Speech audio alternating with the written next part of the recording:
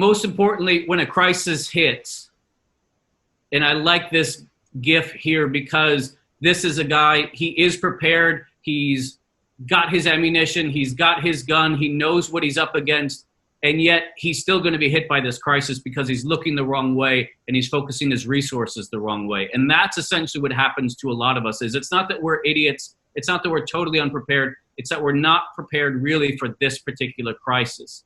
So to be clear, when a crisis hits, it's almost too late. A lot of people will talk about, well, this crisis will really show who we are as an organization. And they say that in a very positive way. The research says that actually a crisis shows who you are as an organization in both good ways and bad ways. It doesn't develop character necessarily. It tends to reveal character. So when a crisis hits, what it really does is shows you what kind of organization have you built up to this point.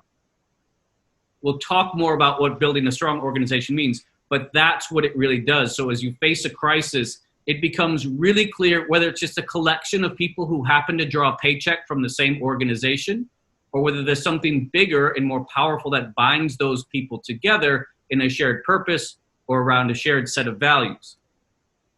And this is just a graphical representation of that, okay? So there are three components, essentially, to an organization, to a strong organization. You have purpose, you have values, and you have a mission. What most people in most organizations are fixated on day to day is mission. And that's, what do we do? How do we do things? How do we respond to customers? How do we produce our product? How do we roll out our service? How do we market what it is that we do?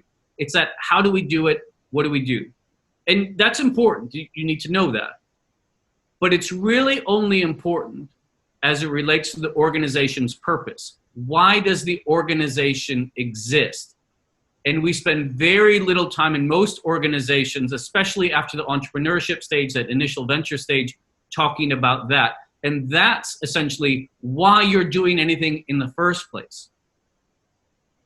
Tied into that are the values. What's most important to us? This is why we exist.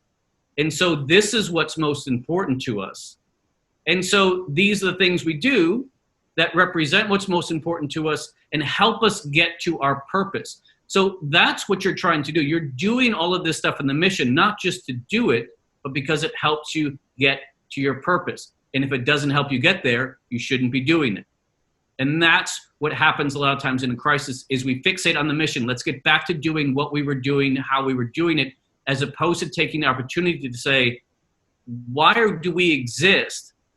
And if that's why we exist, why are we in a rush to go back to some things that we did that actually don't serve much of a benefit to getting us to our purpose? So if you have an environment, a culture in your organization that is fixated on mission, what you get is when there's change or when there's a crisis is people that say, that's not my job, because that's all they're focused on is mission. They're not connected by purpose. They're not connected by values. And really important for leaders, what is the culture that you want to have in that organization? And working on building that, being explicit about what it is that you want, and then making sure you're focused on that as you go through.